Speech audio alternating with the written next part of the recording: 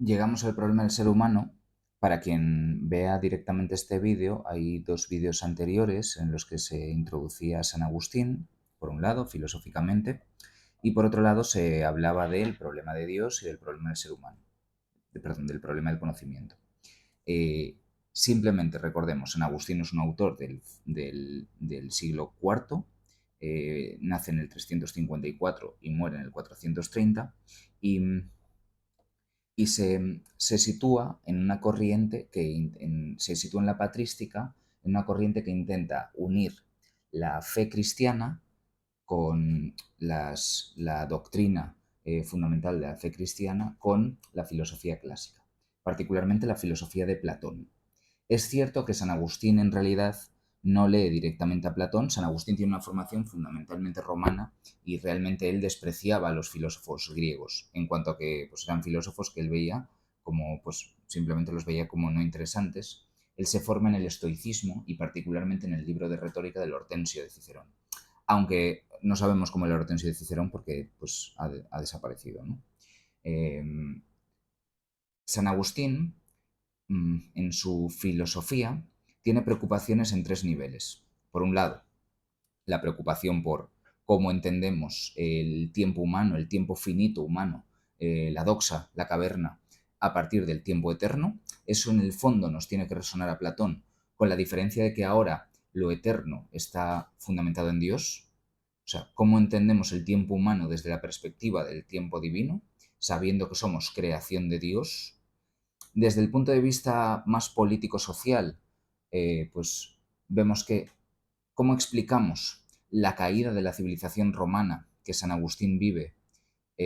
Recordemos las invasiones bárbaras del año 405, recordemos en general el drama que supone para San Agustín, pues eso, esa caída civilizatoria o el cambio, digamos, en las certezas que una persona tiene respecto al tiempo humano.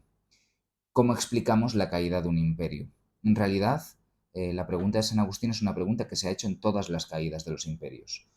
El drama que supone la caída del Imperio Romano y el maravilloso, majestuoso libro de Gibbon, ¿no? Sobre la decadencia del Imperio Romano, la decadencia del Imperio Español, bueno, eso es un tema de historiografía francesa, ¿no? Aquello de, de Maison de Mobiliers, ¿qué se debe a España, ¿no? ¿Qué hemos aportado nosotros a la civilización? La caída del Imperio Soviético, por supuesto, la caída del, es más discutible que sea un imperio, pero desde luego cuando cayó la Unión Soviética, pues supuso un problema filosófico muy importante, ¿no? ¿Cómo es posible que haya caído la Unión Soviética? ¿Cuál es la razón de que haya caído? Eh, pues parece que la respuesta sobre todo es una respuesta moral. Si caen nuestras comunidades es porque hemos abandonado a Dios, porque parece que el tiempo humano no ha seguido las reglas del tiempo divino. ¿Cómo es posible esto? Porque si Dios lo crea todo, Dios puede premiarnos y castigarnos. Dios tiene control sobre ese tiempo. Dios es lo que, aunque a nosotros nos parezca suerte, en realidad no lo es. El Imperio Romano no cae por mala suerte, sino que cae por una especie de traición a Dios. ¿Cuál es esa traición a Dios? Tercer problema, el mal. Es que hemos hecho el mal y hemos sufrido el castigo. Pero claro, ¿el mal ha sido creado por Dios o no? Pues lo que vamos a ver es hasta qué punto podemos entender que en el ser humano anida el mal. Vamos a ver el problema del ser humano y el problema de la ética como problemas separados y en vídeos separados, pero la clave sobre todo es entender de dónde viene el mal. Porque entendiendo de dónde viene el mal vamos a entender, sí, hay alguna criatura que puede salirse del plan de Dios, sí, de algún modo podemos entender que todos los males son fruto del castigo divino, y sí, de algún modo, nuestros males, y tenemos que pensar no solo en los males que nos causan, sino en los que hacemos nosotros, de algún modo no proceden solo de, pues de nuestros vecinos, por supuesto, no proceden solo de circunstancias sociales, sino que anida de algún modo en nuestra voluntad. Hay un libro maravilloso de Berlin, ¿no? El fuste torcido de la humanidad. ¿Por qué tenemos un fuste torcido? ¿Por qué parece que somos un pueblo de demonios? Pues la tesis utópica parece ser que somos, que en realidad hay instituciones que nos llevan al mal. vamos a ver, en el momento en el que nosotros tenemos que competir por trabajos con otras personas, se da una circunstancia que hace que podamos falsificar nuestro currículum, nuestras puntuaciones, nuestras habilidades, etcétera. Pero en realidad parece que lo que está haciendo que tengamos un comportamiento repudiable es una circunstancia que nos mueve. Claro, alguien puede pensar, bueno, pero en realidad tú podrías actuar bien a pesar de que haya circunstancias, vamos a decir, competitivas. Pues efectivamente en San Agustín, en el fondo del mal está el pecado. Como decía antes, claro, un problema de una caída de un imperio se explica a raíz de un problema moral. La clave está en ver por qué nosotros somos sensibles al mal, por qué el mal parece que anida en el interior de nosotros. Si queremos entender al ser humano, tenemos que indagar no tanto acerca de las circunstancias que lo corrompen, que por supuesto que San Agustín las reconoce, sino sobre todo en nuestro interior. ¿En qué sentido anida el mal en nosotros? Y recuperamos una frase que hemos dicho en el problema del conocimiento. No vayas fuera de ti, no li fueras ire. En el interior de los hombres habita la verdad. Si queremos saber cuál es la verdad del ser humano, tenemos que indagar sobre dónde está el mal en nosotros, ¿no? O dónde está el bien en nosotros. ¿Cuál es nuestra fuente de motivaciones? No entendamos motivaciones en un sentido de coaching, ¿no? ¿Qué es lo que causa nuestra acción? ¿Qué es lo que nos mueve? De algún modo, igual que en Platón, lo que nos mueve, lo que está en nuestro interior es el alma. Es lo que nos permite examinar nuestro comportamiento. El alma nos da razones para actuar. Siempre que nosotros tenemos motivos para actuar, actuamos pues, de manera anímica. A ver, en una época mecanicista como la nuestra, en la que nos satisface tanto hablar de dopamina y de endorfinas, pensemos que en realidad estas pueden ser un efecto, un efluvio corporal, pero parece que cuando explicamos, y estoy recuperando otra vez aquí la idea del Fedón, cuando explicamos por qué actuamos, parece que apelamos siempre a no solamente una causa externa, sino algún tipo de acción. O sea, parece que en el ser humano eh, habita de algún modo un impulso, por supuesto. Me he tomado café, por ejemplo, y estoy sobreexcitado, y al estar sobreexcitado, pues ante un conflicto, tengo un impulso violento. Ahora, yo veo muchas más fuerzas en mí. Y veo, por ejemplo, que entiendo que no debo ser violento. Y ese no deber ser violento, para mí es una razón para actuar. Y de algún modo es una razón que me puede impulsar a actuar. Bien, este es el dualismo que queremos analizar, el dualismo agustiniano-platónico, porque podemos partir del esquema de Platón, dualismo alma-cuerpo, aunque el hecho de que el cuerpo haya sido creado por Dios en San Agustín va a hacer que lo valoremos mucho más positivamente. Para nosotros, en realidad el cuerpo no es un despojo o no es una unión accidental, porque no tendría sentido que el cuerpo pues fuese un... Claro, ¿por qué Dios nos castiga con el cuerpo? ¿Qué es lo que ocurre? No, Dios ya nos crea con cuerpo y en el Génesis ya aparece claramente como Adán y Eva tienen cuerpo. Y es un desarrollo, efectivamente, y el cuerpo y el alma forman una unidad, aunque el alma nunca se haga cuerpo. ¿En qué sentido San Agustín es dualista? Pues hemos dicho que nosotros tenemos unos impulsos y que seguramente si examinamos nuestros malos actos, nuestros malos actos se explican por algunos de estos impulsos, particularmente por la cupiditas. Claro, es el deseo el que nos hace obrar mal. A mí me gustaría ser fiel a mis amigos, pero cuando veo que hablan mal de ellos a sus espaldas, yo siento tal presión y tal miedo a que me aparten del grupo que, que también hablo a las espaldas de mis amigos, ¿no?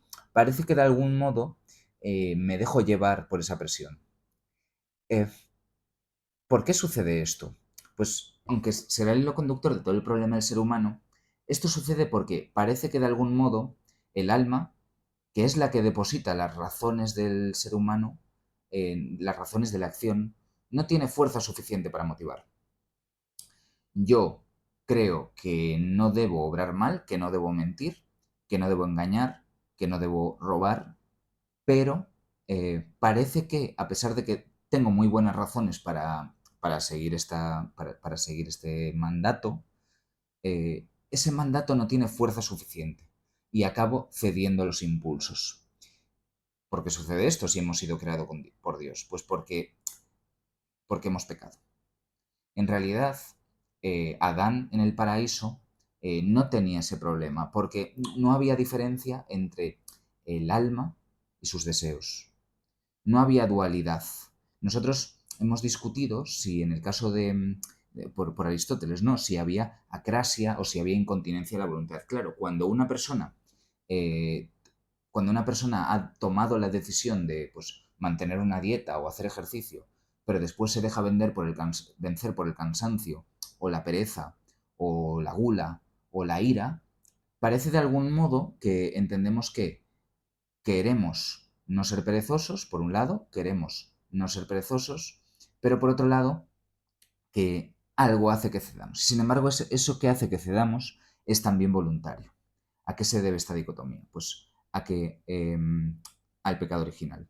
Adán en el paraíso, dice San Agustín, es capaz de controlar todos los efluvios de su cuerpo. Es decir, nosotros, por ejemplo, cuando estamos nerviosos, tartamudeamos, sudamos y entonces olemos y jadeamos y mm, se nos, se nos acelera el pulso y nos incomodamos.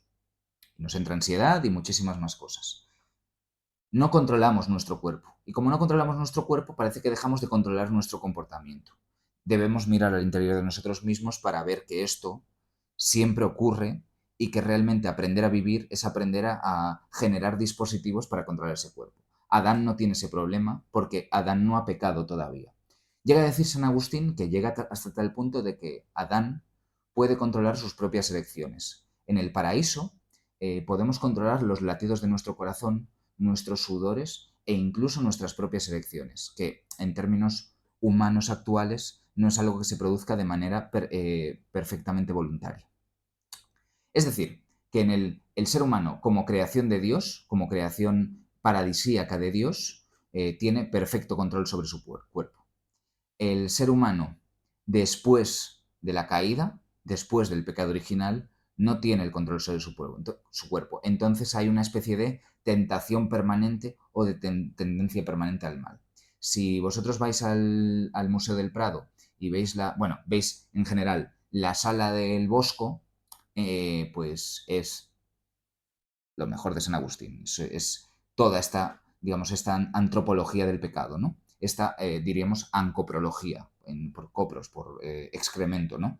Es un estudio de cómo se forma el excremento humano. Si vosotros vais tanto al Jardín de las Delicias como al Carro de Leno, veis que leídos de izquierda a derecha, vemos cómo hay una especie de animalidad, la animalidad del deseo, que es una animalidad que al principio aparece como disimulada, ¿no? Aparecen Adán y Eva en el paraíso y aparece algún animal. ¿Qué ocurre poco a poco a medida que vamos a la derecha? Que ese animal, esa máquina deseante, nos puede. Y como nos puede, convertimos este mundo en un infierno. Eh, claro, no está claro por qué pecamos o por qué se produce el pecado original y eso es un misterio. Pero el caso es que todos nosotros somos pecadores. Entonces vamos a ver este problema desde dos puntos de vista. Por un lado, ¿cómo sabemos que existe alma? En este sentido, recuperamos la idea esta de argumentación sobre existencia del alma y sus facultades. Todo argumento sobre el alma va a tener que hablar sobre alguna propiedad del alma, igual que todo argumento sobre Dios tiene que definir alguna cualidad de Dios, pues ser causa o ser efecto o ser creador, lo que sea. Y después vamos a ver que de estas cualidades vamos a deducir también esta naturaleza práctica. Recordemos que siempre que planteamos el problema del ser humano, al final nos estamos preguntando por qué se cae el Imperio Romano. O sea, por qué nuestras instituciones tienden a fallar o por qué las corrompemos, ¿no? Y en parte también cómo conseguimos cambiarlas. Porque en San Agustín es posible cambiarlas, porque precisamente el alma sigue teniendo cierta capacidad de control. Entonces, primero, hay una unión entre cuerpo y alma que no es accidental, que es decidida. Lo que no es decidido, sino que es una especie de accidente histórico, es el pecado. eh, y San Agustín da tres argumentos para defender que el alma es inmortal. El primer argumento es parecido al argumento de Platón, al argumento del movimiento, ¿no? El cuerpo es vivificado por el alma, lo que vivifica el alma es inmaterial, luego el alma es inmaterial. O sea, el cuerpo es vivificado por un objeto. ¿Por qué? Porque sabemos que el cuerpo no siempre está vivo. Entonces, sabemos que lo que vivifica no es otro cuerpo, porque sabemos que lo que vivifica no es otro cuerpo y en ese sentido es inmaterial, porque también sabemos que a partir de mecanismos puramente corporales no tenemos una vida, no somos capaces de reproducir una vida. Por lo tanto, lo que sea que vivifica el cuerpo, lo que anima el cuerpo, tiene que ser inmaterial. Luego ya sabemos que el alma no ocupa ningún espacio. ¿Qué cualidades tiene el alma? Vamos al argumento 2. Se conoce lo que es el argumento de la familiaridad de Platón, en el fondo. Se conoce lo que es inmutable con lo que es inmutable. El alma conoce lo inmutable. Perdón que ahí hay un error porque no aparece el lo. Luego el alma es inmutable. ¿Sí? Existe, en términos formales diríamos, si, si hay conocimiento, entonces existe un objeto tal que ese objeto es inmutable. No, diríamos, perdón. Tenemos aquí sobre todo que decir, bueno, si pues existe un conocimiento, ¿no? Existe un conocimiento tal que si ese conocimiento tiene la propiedad de ser inmutable, entonces existe otro objeto tal que ese objeto es inmutable, que es un argumento de familiaridad. Podríamos decir lo mismo de lo mudable, ¿no? Conocemos objetos que cambian porque esos objetos son conocidos con algo que también puede cambiar. Entonces, el conocimiento es inmutable. Lo que conocemos es inmutable, que son las ideas. Esto depende de la prueba de existencia de las ideas que pues, asumimos también con Platón y con la idea de creación. San Agustín asume que la creación divina se da a partir de ideas, o sea, Dios crea las ideas platónicas, y con ese modelo crea la naturaleza. Entonces, como conocemos lo que no cambia, tenemos que conocerlo con algo que no cambia. Como conocemos lo inmaterial, tenemos que conocerlo con algo inmaterial. Entonces esto es, el alma es inmutable también. ¿Por qué decimos inmutable y esto añade algo a la inmaterialidad? Porque estamos diciendo así que el alma puede ser eterna. Y tenemos un tercer argumento que es parecido. La capacidad de razonamiento es eterna. Es eterna en el sentido de que no parece ser una capacidad de razonar acorde a contexto. Pero claro, esto es lo que había que probar, ¿no? Entonces, la capacidad de razonamiento es eterna, el razonamiento está en el alma, luego el alma es eterna. La idea es que si la capacidad de razonamiento es eterna, si la capacidad de razonamiento es eterna, tiene que estar depositada en algo eterno. Parece que sería absurdo afirmar que la capacidad de razonamiento es eterna, es decir, que todo el mundo razona igual o que todo el mundo razona de igual, pero que lo que soporta esa capacidad no es eterno, que cambia. Porque tendríamos que suponer una especie de entendimiento agente que sí que, vamos, que fuese eterno. Entonces, lo que detenta ese razonamiento tiene que ser eterno también.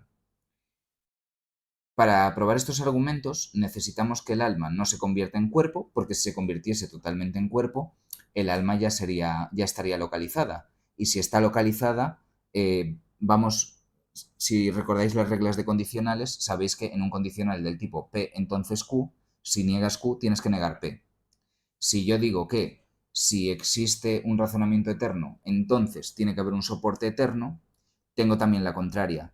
Si el soporte no es eterno, el conocimiento no es eterno. ¿Qué quiere decir eso? Que si el alma de algún modo se funde con el cuerpo, entonces no puedo explicar que haya un conocimiento fijo. Esto puede ser interesante para plantearnos críticas a San Agustín. Tenemos que ser capaces de probar, parece, que a partir de un cuerpo finito, es decir, a partir de nuestra temporalidad, nosotros somos seres finitos temporal y espacialmente, tenemos una capacidad de razonamiento que no es estamos obsesionados con los deícticos, que no es circunstancial, o sea, que yo puedo conocer las propiedades de un objeto más allá de lo que percibo en ese momento, de manera que vamos a decir que, que mi pensamiento sobre las propiedades de ese objeto perduren, que sean para siempre. Claro, em, bueno, esto es problema del razonamiento inductivo, ¿no? Aristóteles entiende que sí es posible, porque un ser finito tiene la capacidad de entender patrones y esencias, pero quizás si nosotros somos menos ambiciosos o menos atrevidos, menos audaces respecto del conocimiento abstracto, sí que podemos tener que, pues lo que plantea San Agustín es un problema muy, muy grande o es un razonamiento bastante fuerte. Por otro lado, o sea, lo que yo estoy planteando es que una estrategia para criticar a San Agustín es la estrategia inversa. O sea, en lugar de decir si existe una capacidad de razonamiento eterna, entonces tiene que haber un depósito eterno, decir, claro, eso significa que si no hay un depósito eterno, entonces la capacidad de razonamiento tampoco es eterna. Eh, entonces tenemos, o sea, podemos por una parte criticar criticar este razonamiento y decir, no, no, yo te quiero bloquear el argumento, entonces te voy a probar que puedo conocer algo de una vez por todas, puedo tener conocimiento seguro, pero ese conocimiento seguro lo puedo tener de manera que yo sea un ser limitado. Otra opción es decir, vale, este condicional es cierto, pero efectivamente no tenemos una capacidad de razonamiento eterna. Em, es decir, somos seres finitos. Estoy pensando en el razonamiento contrario. O sea, como no hay alma, no hay capacidad de razonamiento eterna. Que sería, claro, en el fondo la objeción a este razonamiento sería, ¿y si, como, ¿y qué, no? Si no existe un depósito, entonces no existe razonamiento eterno. Igual que si no existe córtex prefrontal, no hay razonamiento. Pero es que podemos aceptar ese condicional, ¿no? Si pues no hay capacidad de razonamiento eterna, porque en el fondo, cuando hablamos de razonamiento, nos referimos siempre a algo contextual. Si yo ahora mismo digo eh, la, no sé, la calefacción está encendida, um, los que me escuchen pueden realizar inferencias del tipo, pues ahora mismo mi profesor pues está cómodo, por ejemplo. Bueno, puede seguir el razonamiento, pero pues está cómodo y a mí eso ya me interesa lo suficiente. Pero también puedo decir, la calefacción está encendida, por ejemplo, tiene una implicatura contextual que es, oye, hay que apagarla. O la calefacción está encendida significa, oye, que tengo tanto dinero que puedo tener la calefacción encendida en este momento, ¿no? Y la idea es que podríamos admitir quizás que todo razonamiento es eterno. En un sentido de razonamiento más semántico, a lo mejor no hace falta darle tantas vueltas y simplemente lo que hay antes del luego, de la consecutiva, lo negamos. Porque para que lo que viene después sea cierto, es decir, para que el alma tenga capacidad de razonamiento y sea eterna, para que el alma sea inmutable, para que el alma sea inmaterial, basta con cancelar las premisas, ¿no? Entonces, bastaría comprobar que la capacidad de razonamiento es contextual, bastaría comprobar que se puede conocer lo inmutable a través de lo mutable. Me parece que esto no es tan complicado de probar, porque tenemos muchos ejemplos de patrones que detectamos simplemente por abstracción. Pensemos en la distancia en un espacio geométrico plano, por ejemplo. Yo soy capaz de percibir una distancia recta de aquí a mi ordenador, por ejemplo, y sin embargo, o sea, eso no supone que tenga que existir eh, un- una especie de intelecto agente, ¿no? Porque asumimos, o sea, parece que hay cosas que no podemos ver que pueden existir sin necesidad de asumir que existe otro mundo. Se me ocurre el caso de la distancia, claro, porque distancia es un concepto que implica una relación entre dos objetos que están en el espacio, ¿no? Entonces siempre se utilizan geometría de espacios métricos como para mostrar que, claro, que pues no necesitas dar el salto a un mundo inmutable. Y en el primer caso, el cuerpo es vivificado por el alma, ¿no? En el sentido de que hemos dicho, un cuerpo tiene que ser vivificado por algo, lo que vivifica no puede ser cuerpo, porque si no ya habría una contradicción aquí, y entonces lo que vivifica tiene que ser inmaterial, y llamamos alma a esa cosa que vivifica. Claro, pues aquí también podemos negar la premisa, ¿no? Lo que pasa es que negar la premisa aquí significaría, porque esto después en God and Other Minds, Plantinga también lo discute, que es una argumentación un poco extraña al principio, como ¿qué tiene que ver Dios con la aparición de la mente? Y estoy hablando de esto porque me parece que para discutir este argumento uno tiene que tener en la cabeza también los argumentos evolucionistas, ¿no? Claro, uno puede objetar al primer argumento que en realidad sí podemos explicar la vivificación a partir del cuerpo, porque sabemos obviamente que hay cuerpos cadavéricos, que hay cadáveres, pero claro, podemos explicar que de los cadáveres surgen cadáveres, pero o sea, ¿cómo surgen propiedades? ¿Cómo surge la vida? En el sentido de cómo surgen propiedades perceptivas. Eh, Parece que para explicar ese salto, nosotros necesitamos alguna conexión especial y misteriosa. El argumento de Plantinga es algo así como, bueno, perfecto, para que el cuerpo sea vivificado necesitamos otro cuerpo, ¿vale? Pero yo puedo chocar dos cuerpos y eso no funciona como electroshock, ¿no? Necesito un proceso por el que algo que no es puramente corpóreo, y algo que no es puramente corpóreo, un evolucionista lo puede admitir, ¿no? La vida no es solamente, no es solamente células, sino que esas células tienen que tener la propiedad de estar vivas, pero necesito alguna interacción especial. Y es una interacción que parece suponer que algo no corpóreo tiene la capacidad de crear relaciones causales con algo corpóreo. O sea, que realmente que el cuerpo esté vivificado, incluso aunque tengamos una explicación sencilla en términos como de reproducción, ¿vale? En términos mecánicos, parece que necesita de una acción especial. Y dice Plantinga que realmente esta capacidad de causación, ¿no? Ahora diríamos de lo mental al cuerpo, supone la capacidad de causación de lo inmaterial a lo material y supone de algún modo algo parecido a Dios. Tendríamos que ser capaces para bloquear el argumento primero, em, de, de probar, claro, que es posible la unificación de la vida en el cuerpo de una manera material. Que esto a lo mejor, pues de manera probable podemos tenerlo. Claro, Agustín está argumentando a partir del misterio, ¿no? Del ad ignorantiam. No podemos explicar el surgimiento de la vida a partir de un fenómeno puramente material, por lo tanto el alma es inmaterial. El asunto es si no poder explicar que es material es suficiente para probar lo otro. Y si no estamos subvirtiendo la carga de la prueba, ¿no? En todo caso, bueno, son esas estrategias para discutirlo. Sí que me gustaría que, sobre todo, que en clase podáis plantear vuestras cuestiones sobre cómo se discuten estos argumentos. Pero si el alma está unida al cuerpo y es capaz de razonar, ¿hasta qué punto el alma puede controlar todo lo que ocurre en el cuerpo? Pues San Agustín entiende que el pecado procede de ciertas cualidades corporales, como decíamos antes. ¿Por qué pecamos?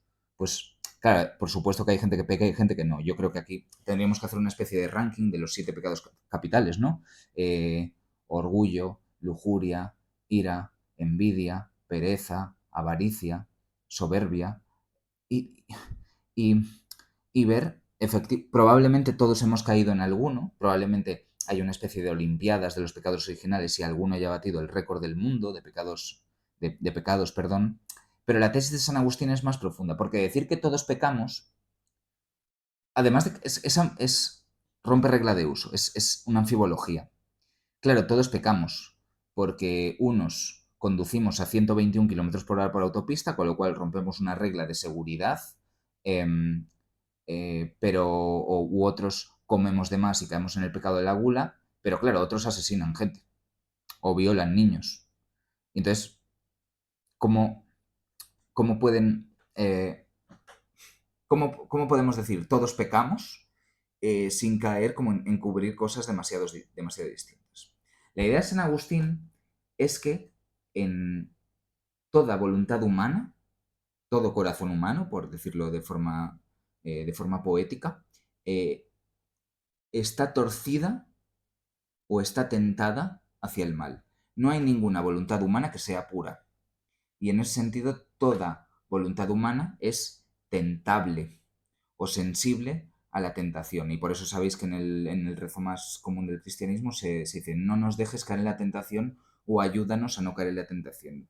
Parece que para todo ser humano hay una tendencia a errar. Y por eso en Los enemigos internos de la democracia, Todorov habla de una concepción política por la que, para San Agustín, no podemos fiarnos ni de los ciudadanos ni de los gobernantes en la medida que todos nosotros, en determinadas circunstancias, podemos obrar mal. Y si podemos obrar mal, hay que vigilarnos. ¿Sí? Porque tenemos eso, un fuste torcido. Claro, esto plantea un problema. ¿Cómo es posible que seamos creación de Dios y nuestra voluntad, que es creación de Dios, esté torcida? ¿Cómo es posible que Dios haya decidido unificar nuestra alma y nuestro cuerpo, pero que después parece que nuestra alma no tenga gobierno ni siquiera sobre nosotros mismos? Y entonces hay un señor que se llama Pelagio, que plantea que efectivamente lo que es una herejía es decir que hay pecado original, porque que Dios nos haya hecho pecadores supone algo así como que Dios en la creación del paraíso nos crea ahí, pues, nos crea perfectos, ¿no? Pero en algún momento nos hace como capaces de caer en la tentación. Sabéis que la tentación, pues a veces se sitúa en Eva, y a veces se sitúa en la manzana y a veces se sitúa en el demonio. Pero sea lo que sea, parece que lo ha creado Dios. ¿Cómo es eso posible? Pues los pelagianos niegan el pecado original. Entienden que el alma no está manchada por el pecado. ¿Y eso qué quiere decir? Pues que realmente, como dijo el Cholo Simeone, si se quiere y se puede, se consigue. Eh, claro, esta idea de que si se quiere, se puede, parece que quiere decir que no necesitamos ayuda externa para conseguir ser virtuosos y para conseguir aquello que la voluntad se propone. En el libro que citaba de los enemigos internos de la democracia, en el primer capítulo, y es lo que yo creo que es interesante que podáis discutir, se dice que los pelagianos son casi los utópicos modernos. ¿Por qué? Porque consideran que para que nosotros podamos tener la mejor vida posible basta con una voluntad suficiente. Es cierto que a veces nuestras instituciones no lo permiten, lo que decíamos antes, porque no son meritocráticas, porque no son transparentes, porque permiten que se robe, pero con buenas instituciones las comunidades humanas consiguen la felicidad. Y dice, claro, eso quiere decir que con un poder suficientemente virtuoso, esto aparece en la Revolución Francesa, ¿no? Un poder suficientemente virtuoso garantiza el cielo en la tierra, garantiza el régimen perfecto. Y en realidad no tenemos el régimen perfecto porque no hemos conseguido todavía instituciones suficientemente virtuosas, pero podríamos hacerlo. Podríamos hacerlo. Es decir, puede haber gobiernos incorruptibles, por citar aquel, pues, o sea, por remitirme a la expresión gloriosa de Robespierre, ¿no? Em, los pelagianos tienen una fe en la humanidad y en que puede conseguir la virtud por sí misma. Claro, eh, San Agustín entiende que el pelagianismo es una herejía si queremos presentar las conclusiones antes de las premisas. Veremos que para San Agustín, pues claro, si podemos organizar nuestras comunidades de manera virtuosa, simplemente eliminando las supersticiones o razonando correctamente o leyendo a Platón, en realidad no necesitamos la Iglesia Católica, ¿no? Entonces, leeríamos aquí la crítica a los pelagianos como una especie de voluntad de poder, ¿no? Como una lucha por la existencia entre los pelagianos y los agustinos, que hay que ver quién gana. Lo que pasa es que entiende San Agustín que en realidad tiene sentido que Dios nos haya creado, pues ya dependientes de los demás, por supuesto, y con una voluntad limitada, porque Dios, si no, nos habría creado como seres humanos. Y si Dios crea el árbol del bien y del mal y el árbol de la vida es porque entiende que hay una jerarquía en la que los seres humanos están por debajo de los dioses. La voluntad humana no puede ser como la voluntad divina y entonces está limitada. Si nosotros miramos la historia, vemos que hemos pecado, y es lo que tenemos que contar. Y como somos pecadores, no podemos alcanzar la virtud. Eh, no podemos mm, no podemos implantar el reino de los cielos en la tierra, porque siempre habrá individuos que sean viciosos. No podemos confiar plenamente en un ser humano porque siempre es corrompible. Y podéis preguntar vosotros, bueno, pero claro, a lo mejor la idea de los pelagianos es muy poco parecida a cómo vemos a los seres humanos, eh, con, sus, con sus vicios y sus sombras, pero lo que nos plantea San Agustín en realidad tiene dos problemas. Por un lado, si yo no, perfecto, yo no puedo confiar en la comunidad política aristotélica. O sea, no puedo confiar en el orden temporal. Ahora, San Agustín está planteando algo así como, claro, una comunidad religiosa, ¿no? Que me proteja de mí mismo, ¿no? Porque todos somos viciosos y entonces en el seno de la iglesia admitimos a los pecadores y esos pecadores se congracian con la comunidad y la virtud. Pero claro, los, los ritos que tiene la iglesia para salvarnos también son pecadores. Cuando yo empezaba a explicar esto, hace ya demasiado tiempo, los alumnos hablaban mucho de los pecados que habían cometido, particularmente, bueno, San Agustín es un autor cristiano, entonces los pecados que habían cometido los curas, ¿no? Sobre todo en cuanto a pues, estos temas con los niños, ¿no? San Agustín no habla de estos defectos, pero habla de que, claro, o sea, es cierto que parece no tener sentido que tú intentes salvarte en una comunidad que está dirigida también por individuos que son pecadores. Porque del mismo modo que la estás rechazando por la corrupción que tienen las instituciones romanas o las instituciones, digamos, republicanas o las instituciones legales, parece que deberías aplicar lo mismo a otra comunidad humana como es la comunidad de fieles. Eh, el- Entonces San Agustín entiende que es cierto, es una crítica cierta, pero en realidad se puede entender que la clave no es tanto que las personas sean pecadoras, que lo son, sino que esas personas pueden realizar actos que tienen un significado que está por encima de ellas. Y mientras que los actos que los políticos corruptos, no porque los políticos tengan que ser corruptos, sino porque las personas tendemos a la corrupción y al pecado, tienen que ver con el poder y con la fuerza, los actos de los curas pecadores, y todos los curas son pecadores porque todos los seres humanos son pecadores, son actos dirigidos al alma y al refuerzo de ritos de salvación. Es decir, particularmente San Agustín discute el bautismo. ¿Por qué? ¿Por qué un cura que peca puede bautizar? Y esto es un debate que se lleva a cabo en el siglo IV porque los donatistas, o sea, el fundador de esta herejía es Donato, defienden que un cura que peca no debería, no debería ejercer el bautismo, porque si ejerce el bautismo en realidad está transmitiendo el pecado a otra persona. Pero claro, eso es entender que la relación entre el sacerdote y el niño bautizado, o la persona bautizada en general, es una relación personal. Y eso quizás en el protestantismo tenga sentido, y pongo cara de ironía, quizás en el protestantismo tenga sentido, pero en el catolicismo no. Lo importante es la institución. Cuando un niño se bautiza, forma parte de una comunidad, y una comunidad protegida por Dios en cuanto tiene el proyecto de amarse mutuamente, esta idea gloriosa de Jesucristo de allá donde haya amor entre vosotros, ahí estaré yo, y de eso, de librarlo del mal. ¿Sí? Y entonces, por mucho que el cura peque, tenemos una institución que protege el espíritu. Diego Armando Maradona, en su retirada, dijo, Diego Armando Maradona, bueno, y no sabíamos ni la mitad, pero Diego Armando Maradona seguramente puede ser el mejor individuo humano de la historia en cuanto a errores morales y en cuanto a pecados. Probablemente los tuviese todos.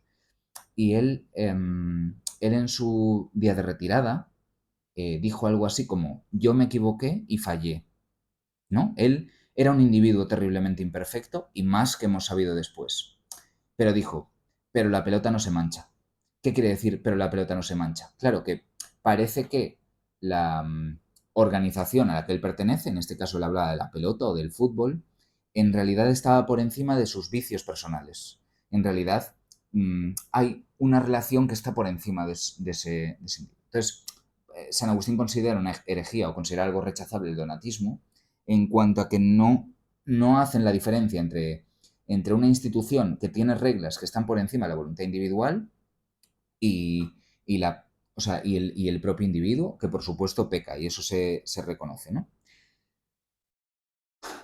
Creo, o sea, se pueden hacer muchas analogías, ¿no? Porque siempre que se acusa de corrupción una institución, la institución tiende a protegerse por el pecado de los miembros, claro. Y la institución parece que permanece incorruptible. Pero la clave, cuando criticamos a una institución, claro, es decir qué tendencias naturales tiene esa institución. O sea, deberíamos criticar, parece, del catolicismo, no tanto que este o el otro sacerdote sea pecador, sino cuáles son sus pretensiones morales. Deberíamos criticar del grupo humano, por ejemplo, del partido X, lo digo porque estábamos comparando también, hablando de los pelagianos y hablando del reino político, pues no deberíamos tanto ver que este individuo fue un ladrón, sino en todo caso ver cómo la institución promueve de algún modo el robo. Porque si no, siempre tenemos que el argumento es salvable, ¿no? En realidad no ha sido la institución, han sido los individuos. ¿Por qué la comunidad de creyentes, por qué la comunidad con objetivos espirituales está por encima de los individuos? Pues San Agustín entiende que para salvar el problema pelagiano y para salvarnos entre todos, no nos bastamos a nosotros mismos. ¿Por qué? Porque somos un conjunto de pecadores. Y si somos un conjunto de pecadores, claro, si Dios es justo, no nos podemos salvar. En la penúltima línea decimos que gracia es lo que no merecemos. Por mucho que nosotros nos esforcemos por ser virtuosos y por hacerlo lo mejor posible, hay una parte de nuestro éxito y de nuestra bienaventuranza y de nuestra felicidad que no depende de nosotros. Y al revés, en realidad, la mejor vida que podamos tener siempre está a un accidente de ser una desgracia. Siempre estamos sometidos a la desgracia. Lo que parece difícil de explicar desde el punto de vista pelagiano es de dónde viene la suerte moral o cómo garantizamos la autosuficiencia y la voluntad, que si se quiere se puede. Um, lo que tiene que garantizar San Agustín, claro, es que la institución religiosa, frente a los pelagianos, de algún modo mejora nuestra forma de vivir o nos salva. ¿Cómo nos salva? Porque representa la gracia. Pero cuidado porque eso, la gracia tiene siempre un punto de no merecimiento y siempre tiene un punto de acto de amor de Dios. Y en el fondo lo que está diciendo San Agustín es que siempre que nosotros somos felices o tenemos un éxito, tenemos que ver que hay una parte que no merecemos. No hay nada más irracional que decir de un individuo que se merece lo que está pasando. Porque seguro que hay un punto que no ha podido controlar. La voluntad humana no tiene el control de todos los factores, aunque pudiese aspirar a ello, pero sería hereje tomarse en serio a un individuo que dice que ser rico depende de su voluntad. Salvo que lo diga por metáfora. Bueno, no, si te esfuerzas tienes más probabilidades. Bueno, pero ya estamos haciendo la rebaja, ¿no? Entonces, cómo conseguimos que la comunidad mejore nuestra vida? Porque la comunidad participa de la gracia. Y aquí tenemos un primer par que es la gracia santificante. La gracia santificante es la fuerza que tienen los individuos para luchar contra el destino desfavorable, para luchar contra el pecado. Sería algo así como la fe. La gracia eficaz es la fuerza de voluntad que tenemos los individuos. Sí, es la gracia que todos nosotros tenemos. Cuidado, que todos nosotros tenemos también tengo que rebajarlo, porque sabemos que hay, por supuesto que hay individuos que si está escuchando algún calvinista, pues le sonará gozoso, hay individuos claramente agraciados, ¿no? O sea, hay individuos que tienen, parece, muy presente, sea por la vía eficaz de cierto sentido común, sea por la vía santificante casi de pues, ¿no? la heroicidad de los santos, eh, pues que tiene la fuerza para obrar siempre correctamente. Y hay individuos que parecen un poco más sometibles a la tentación. Pero es que hay individuos que no tienen gracia en absoluto. O sea, hay individuos a los que Dios parece que no se les ha presentado. ¿Qué hacemos con esos individuos? Pues para San Agustín solo cabe la gracia en la corrección. ¿Qué es la gracia en la corrección? Que en individuos que no tienen fe debemos corregirlos para que actúen conforme a la fe, es decir, conforme a, pues, a los valores de nuestra comunidad, y eso implica, en un sentido débil implica a transmitir la fe. La fe no es solamente una facultad interior que me permite estar informado de las bondades de mi religión. La fe es también, y por eso hemos unido el pelagianismo con el antipelagianismo con el antidonatismo, la fe es sobre...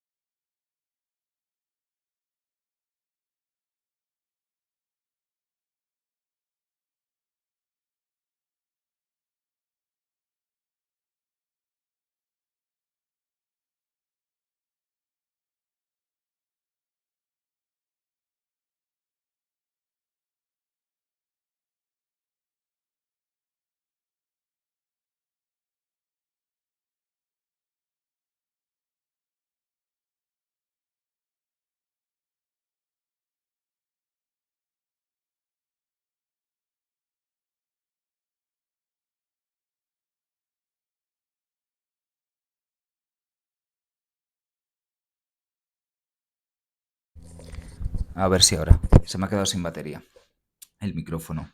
Decía que la fe es sobre todo la fuerza de la comunidad.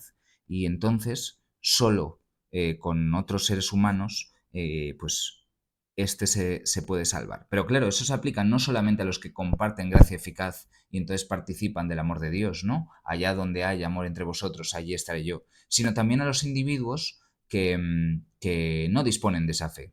Y a estos se les puede salvar gracias a la corrección que es, decíamos, transmisión de la fe.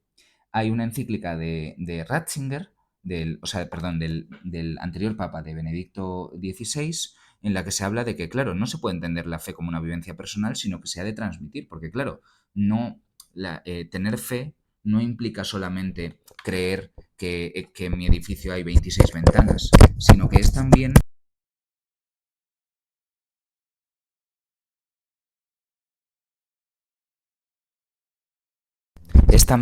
la confianza en que nos salvaremos.